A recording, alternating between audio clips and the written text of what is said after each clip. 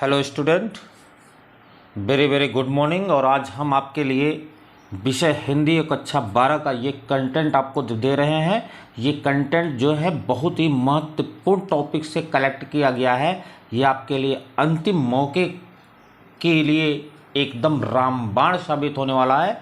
तो अब तक अगर आपने इस कंटेंट को नहीं पढ़ा है तो निश्चित तौर पर पढ़ लें, क्योंकि ये आपके लिए पनेशिया साबित होने वाला है। अगर इतना भी आपने पढ़ लिया तो अब कमज़ोर छात्र भी 85 प्लस स्कोर कर पाएंगे, क्योंकि ये कंटेंट बहुत सारे मॉडल पेपर को स्टडी करके बनाया गया है और ये आपके अपकमिंग एग्ज़ाम अर्थात 24 मार्च के लिए ये बहुत ही रामबाण साबित होने वाला है, पनेशिया साबित होने वाला है।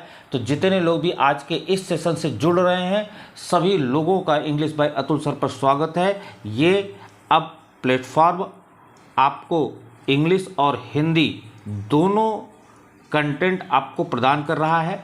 तो जितने लोग भी आज के इस सेशन से जुड़ रहे हैं मैं आप सभी लोगों को बताना चाहता हूं, इंग्लिश बाय अतुल सर के नाम से आपका एक टेलीग्राम ग्रुप भी है। अगर अभी तक आपने नहीं ज्वाइन किया है तो इसे फटाफट ज्वाइन कर लें, क्योंकि यहां आपको स्टडी मटेरियल, पीडीएफ, नोट्स सब कुछ प्रोवाइड किया जाता है।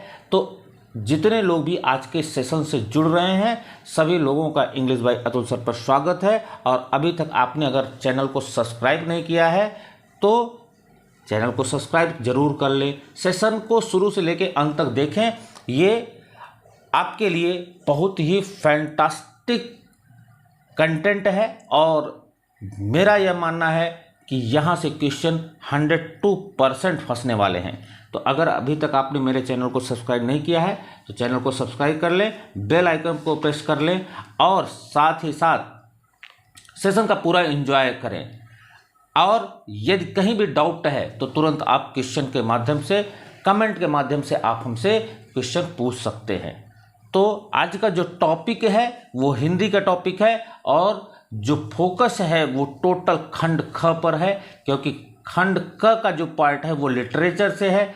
खंड ख जो है ये आपको सबसे बेहतरीन स्कोरिंग करने वाला खंड है।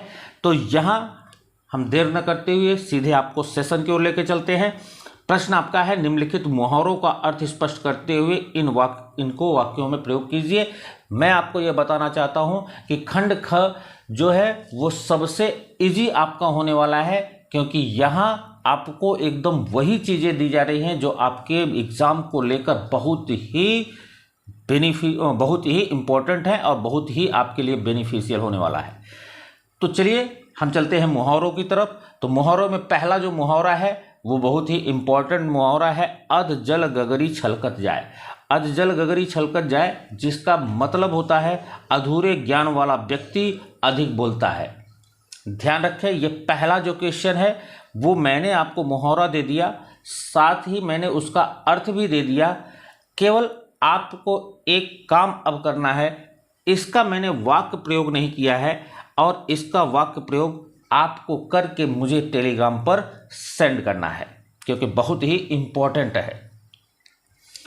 दूसरा आपका मुहावरा जो है वो है आम के आम गुठलियों के दाम। बहुत ही इम्पोर्टेंट आपका ये मुहावरा है। इसका अर्थ होता है दोहरा लाभ उठाना। जैसे आपका इसको वाक्य प्रयोग कर सकते हैं, आज ठेले वाले को मेले के कारण आम के आम गुठलियों के दाम मिले। मतलब ठेले वाले ने आपको जो उसको लाभ मिला है वो दोहरा लाभ मिला है, यह मुहावरा बताना चाहता है। फिर अगला जो आपका मुहावरा है वो है होनहार बिरवान के होत चीकने पात। ये कहावत और मुहावरा दोनों का समायोजन है। तो इसमें जिसका अर्थ होगा प्रतिभाशाली व्यक्ति के लक्षण आरंभ से ही दिखने लगते हैं, जैसा कि वाक्य प्रयोग भी मैंने कर दिया है। रमेश के पुत्र की अद्भुत प्रतिभा को देखकर कोई भी कह सकता है होनहार बिरवान के होत चीकने पात। बहुत ही इम्पोर्टेंट आपका ये कहावत है और यहाँ से क्वेश्चन आपके बन सकते हैं। तो होनहार बिरवान के होत चीकने पात, यह भी आपको दिमाग में रखना है। अगला है सावन हरे न भादो सूखे। सावन हरे नभा दो सूखे, सदैव एक सी स्थिति में रहना। बहुत ही इंपॉर्टेंट आपका मुहावरा है, सावन हरे नभा दो सूखे, जिसका अर्थ क्या होगा, सदैव एक सी स्थिति में रहना। जैसे इसका वाक्य प्रयोग है, संतों का आचरण सावन हरे नभा दो सूखे जैसी होती है। तो ये जो भी मुहावरे हमने आपको, 2 मुहावरे आपको आने हैं, लेकिन मैंने आपको यहाँ पर 4 मुहावरे दिए हैं, चारों बहुत ही इंपॉर्टेंट हैं। तो इस प्रश्न के बाद अगला जो प्रश्न है वो है, निम्नलिखित शब्दों का संधि विच्छेद कीजिए। ये आपको 3 अंक का मिलने वाला है और ये 3 अंक आपके मुट्ठी में। कैसे, चलिए हम उन्हीं संधि विच्छेद को उठाए हैं जो पिछले मॉडल पेपर में अनसॉल्व में आपके लिए बहुत ही इंपॉर्टेंट है। तो पहला जो है वो ध्यान रखेंगे, सज्जन।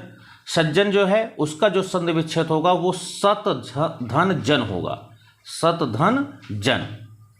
तो सज्जन अर्थात सत धन जन। गौश्चरत, गौश्चरत अर्थात गोश में स में हलंत लगाएंगे, गोश धन चरत, तो गोश्चरत का भी आपको संधि विच्छेद मिल गया।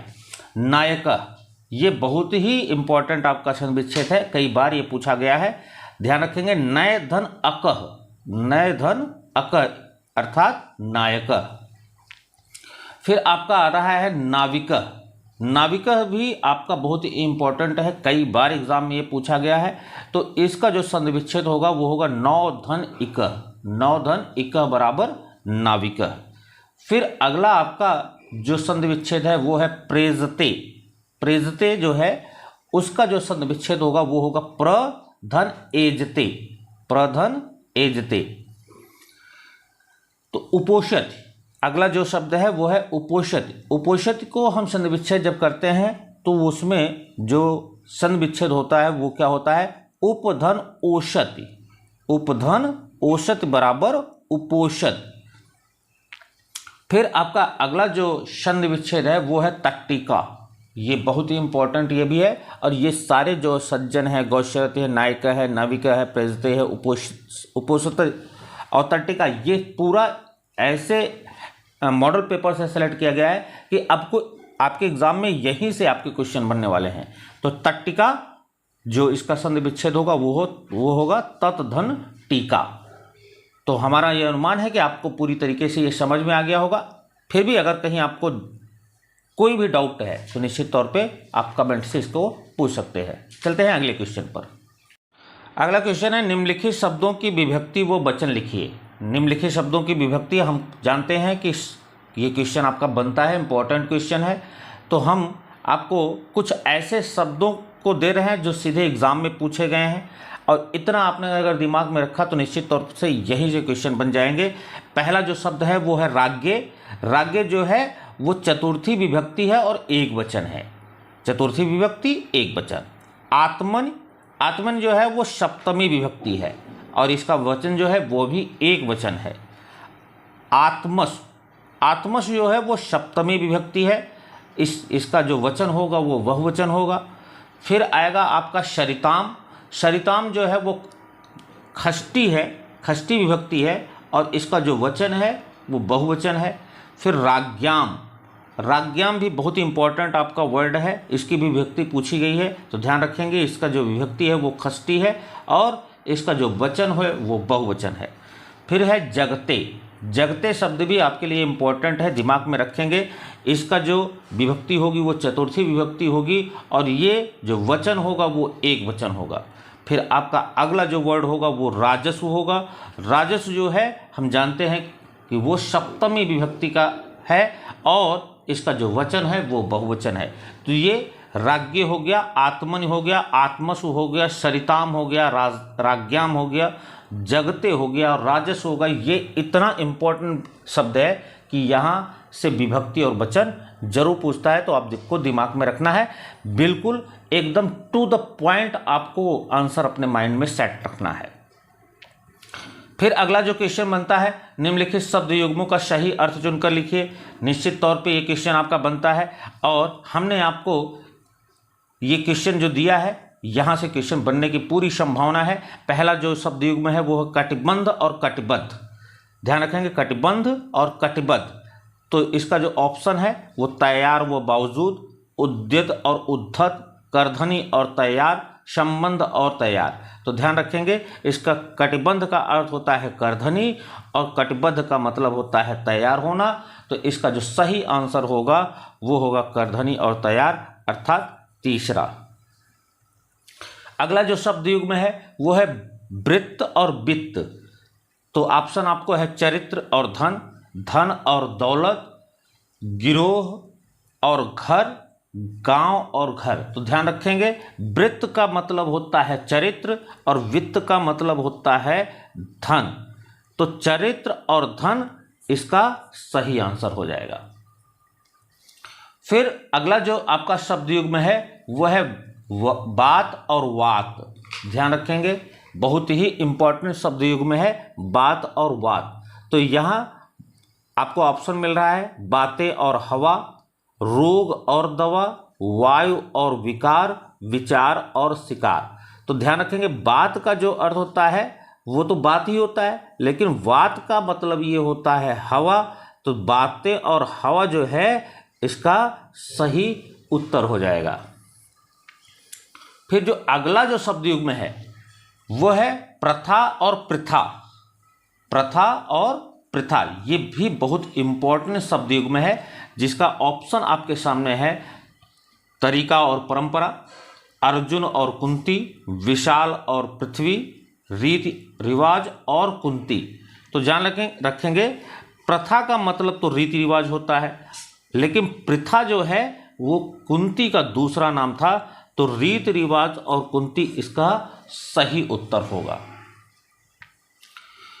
फिर आपका अगला जो क्वेश्चन बनता है वो है निम्नलिखित शब्दों के दो दो अर्थ लिखिए। यह भी आपके लिए इंपॉर्टेंट क्वेश्चन है और हर बार ये क्वेश्चन पूछता है और हमको मालूम है कि पर्यायवाची के तरीके से ये क्वेश्चन बनता है। तो आइए हम महत्वपूर्ण पर्यायवाची आपको देते हैं और निश्चित तौर पे आप यह ध्यान रखें कि यहाँ से क्वेश्चन 102% बनने वाले हैं। तो आइए इस आपको वो शब्द देते हैं। तो पहला जो शब्द है वो है अंबर। अंबर का एक अर्थ आकाश होता है तो दूसरा अर्थ वस्त्र होता है। ध्यान रखेंगे, अंबर को आकाश भी कहते हैं, वस्त्र भी कहते हैं। दूसरा जो शब्द है वो अर्क है। अर्क का मतलब होता है अग्नि और दूसरा जो अर्थ होता है वो सूर्य भी होता है। तो ध्यान रखेंगे, अर्क को अग्नि भी कहते हैं और सूर्य भी कहते हैं। फिर आता है आपका अगला शब्द अर्थ। अर्थ का मतलब धन भी होता है, कारण भी होता है, प्रयोजन होता है, सोना होता है। दो पूछा जाएगा, आप 4 इसमें हैं तो आप कम से कम 2 लिख सकते हैं, कोई लिख सकते हैं। अर्थ का अर्थ धन भी होता है, कारण भी होता है, प्रयोजन भी होता है और सोना भी होता है। फिर अगला जो शब्द है अली है। अली तो बहुत ही इंपॉर्टेंट है। अली जो है उसका जो शब्द है उसका जो अर्थ होगा वो होगा पहला बिच्छू, दूसरा भौरा और तीसरा सखी। तो अली माने भौरा भी होता है, सखी भी होता है और बिच्छू भी होता है। इंपॉर्टेंट है, दिमाग में रखेंगे। फिर अगला जो शब्द है वो है पतंग। तो पतंग का जो एक अर्थ होता है वो विष्णु होता है, दूसरा नौका होता है, पक्षी भी होता है, सूर्य भी होता है। तो विष्णु, पतंग को हम विष्णु भी कह सकते हैं, नौका भी कह सकते हैं, पक्षी भी कह सकते हैं और सूर्य भी कह सकते हैं। तो ध्यान रखेंगे, इंपॉर्टेंट आपके ये वर्ड हैं। फिर आपका अगला जो शब्द है वो है विधि। विधि का मतलब भाग्य होता है। एक अर्थ तरीका भी होता है, विधि माने ब्रह्मा भी होता है, विधि का मतलब कानून भी होता है। तो भाग्य, तरीका, ब्रह्मा, कानून। आप ध्यान रखेंगे, ये 4 में से आपको 2 लिखने हैं। आप दोनों 4 में से 2 आप कम से कम अपने दिमाग में सेट रखेंगे। फिलहाल चारों रखेंगे तो ज़्यादा अच्छा है। फिर आपका अगला जो शब्द होता है वो है कर। और कर ये भी बहुत ही इंपॉर्टेंट आपका वर्ड है और इसका जो मतलब होता है एक तो टैक्स होता है, दूसरा हाथी का सूंड। टैक्स, कर को हम हाथी का सूंड भी कहते हैं। कर माने किरण भी होता है और कर का मतलब हाथ भी होता है। तो ध्यान रखेंगे, ये बहुत ही इंपॉर्टेंट आपके शब्द हैं। अंबर हो गया, अर्क हो गया, अर्थ हो गया, अली हो गया, पतंग हो गया, विधि हो गया, कर हो गया। यदि आप इतना भी दिमाग में सेट रखते हैं तो निश्चित तौर पे क्वेश्चन यहीं से बनेंगे। हम चलते हैं अगले क्वेश्चन पर। तो अगला जो क्वेश्चन है वो है निम्नलिखित शब्दों के लिए एक वाक्यांश लिखिए। शब्दों का वाक्यांश आपको आता ही है, ये अनेक शब्दों के लिए एक शब्द जिसे कहते हैं। तो आइए हम देखते हैं, ये बहुत ही इंपॉर्टेंट है। पहला जो है वो है वह स्थान जहां आकाश और पृथ्वी मिलते हैं। सुनिए, आकाश और पृथ्वी मिलने का आभास होता है, वो उसे हम क्या कहते हैं? तो ध्यान रखेंगे, उसे हम क्षितिज कहते हैं। जैसे आप कहीं ऊंचे स्थान पे खड़े होते हैं और सामने नज़र डालते हैं तो हमको ऐसा प्रतीत होता है कि आकाश और पृथ्वी मिल रहे हैं। तो जिस पॉइंट पर हमको आभास होता है उस पॉइंट को हम क्या बोलते हैं? क्षितिज बोलते हैं। फिर अगला जो आपका वाक्य है वो जिसकी बाहें घुटनों तक हो, अर्थात जिसकी बाहें लंबी हो, घुटनों तक हो, उसे हम क्या कहते हैं? तो उसे हम अजान बाहु कहते हैं। फिर अगला जो वाक्य है गद्य पद्यमय साहित्यिक रचना, ऐसी रचना जिसमें गद्य और पद्य दोनों समाहित होते हैं, उसे हम क्या कहते हैं? तो उसे हम चंपू कहते हैं। बहुत ही इंपॉर्टेंट आपका ये वाक्यांश है। फिर अगला जो है वो है रास्ता दिखाने वाला। ये रास्ता दिखाने वाला जो होता है उसे हम क्या कहते हैं? पथ प्रदर्शक कहते हैं। फिर अगला जो आपका है जहाँ कोई दूसरा न हो, अर्थात जहाँ आप अकेले हों, उसको हम क्या कहेंगे? ऐसा स्थान जहाँ पे और कोई अन्य न हो, उसे हम क्या बोलते हैं? एकांत बोलते हैं। तो ध्यान रखेंगे, बहुत ही इंपॉर्टेंट आपके ये वाक्यांश हैं। फिर अगला जो क्वेश्चन है वो अलंकार से बनता है और ये क्वेश्चन है जिस छंद में 4 चरण होते हैं और प्रत्येक चरण में 16 मात्राएं होती हैं, वह क्या कहलाता है? उसे हम दोहा कहेंगे, सोरठा कहेंगे, रोला कहेंगे, चौपाई कहेंगे। तो ध्यान रखेंगे, चौपाई में आप 4 चरण होते हैं और इसको बहुत ही अच्छे ट्रिक से आपको याद रखेंगे। चौपाई का मतलब आप चारपाई रखेंगे और चारपाई में कितने पावे होते हैं? 4 पावे होते हैं। तो अर्थात इसमें 4 चरण होते हैं और हर एक चरण में इसको 4 से मल्टीप्लाई करेंगे तो इसमें जो मात्राएं होंगी वो 16 मात्राएं होंगी। तो ध्यान रखेंगे, चौपाई में 4 चरण होते हैं और हर चरण में 16 मात्राएं होती हैं। कैसे होती हैं? 4 चरण में 4 को हम मल्टीप्लाई करेंगे तो 16 मात्राएं होंगी। ये माइंड में आप सेट रखेंगे। फिर आपका अगला जो क्वेश्चन है वह भी आपका बहुत ही इम्पोर्टेंट है। अंबर पनघट में डुबो रही तारा घट ऊषा नागरी, उपरोक्त पद में अलंकार कौन सा है? तो ऑप्शन आपके हैं रूपक है, श्लेष है, उत्प्रेक्षा है, उपमा है। तो ध्यान रखेंगे, अंबर पनघट में डुबो रही तारा घट उषा नागरी, तो तारा घट जो है उसके माध्यम से यहाँ पे जो उत्तर आपको मिलेगा, जो अलंकार आपका है वो है रूपक। तो ये आपका क्वेश्चन है छंद से। तो अब जो अगला क्वेश्चन है वो है इम्पॉर्टेंट क्वेश्चन और ये आपको कई बच्चे ये डिमांड कर रहे थे कि सर थोड़ा सा हमको एक एप्लीकेशन भी लिखना, हमको आप बता दें। तो ध्यान रखेंगे, एप्लीकेशन भी आपके क्वेश्चन बनते हैं। तो किसी समाचार पत्र के संपादक को अपने मोहल्ले में लाउड स्पीकर के कारण पढ़ाई में आने वाले व्यवधान की ओर अधिकारियों का ध्यान आकर्षित करते हुए पत्र लिखना है। हमको जो पत्र लिखना है किसी समाचार पत्र के संपादक को लिखना है और उसको जो शिकायत करना है वो ये है कि आपका एग्ज़ाम नज़दीक है और आपके मोहल्ले में लाउड स्पीकर के माध्यम से काफ़ी शोर हो रहा है। तो इसके लिए आपको समाचार पत्र के संपादक को जो पत्र लिखना है उसको कैसे लिखेंगे? तो ध्यान रखेंगे, उसको हम बाएं से स्टार्ट करेंगे, सेवा में। फिर हम किसको लिख रहे हैं वो देना है, संपादक महोदय को देना है। किस समाचार पत्र को? दैनिक हिंदुस्तान को। और फिर दैनिक हिंदुस्तान का आपको एड्रेस भी दे देना है, श्री राम प्लाजा मेरठ। तो ध्यान रखेंगे, स्टार्टिंग हमको कहाँ से करनी है? बाएं से करनी है। वहाँ जगह आपको लिखना है सेवा में। फिर जिसको आप एप्लीकेशन लिख रहे हैं उसका पद या पद का नाम लिखना है, फिर उसका एड्रेस लिखना है। फिर आपको जिस डेट में आप लिख रहे हैं उस डेट को डालना है। तो हमने आपको डेट आप अप्रॉक्सीमेट वैल्यू में कोई भी दे सकते हैं। 3/8/2022 मैंने लिखा है, आप भी कोई भी डेट लिख सकते हैं। फिर आएगा आपका स्टार्टिंग, फिर से महोदय, और उसके बाद आपको डिस्क्रिप्शन देना है। मैंने आपको डिस्क्रिप्शन दे दिया है, वो आप अच्छे से देख लें। मैं इस आशा के साथ आपको पत्र लिख रहा हूं कि आप अपने समाचार पत्र के माध्यम से हमारे मोहल्ले में लाउड स्पीकर के शोर से संबद्ध समस्याओं की ओर सरकार और संबद्ध अधिकारियों का ध्यान आकृष्ट करेंगे।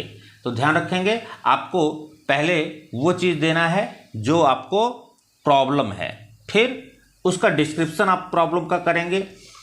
इन दिनों विद्यालय महाविद्यालयों में परीक्षा होने के बावजूद हमारे मोहल्ले में लाउड स्पीकर के द्वारा चारों ओर ध्वनि प्रदूषण फैलाया जा रहा है।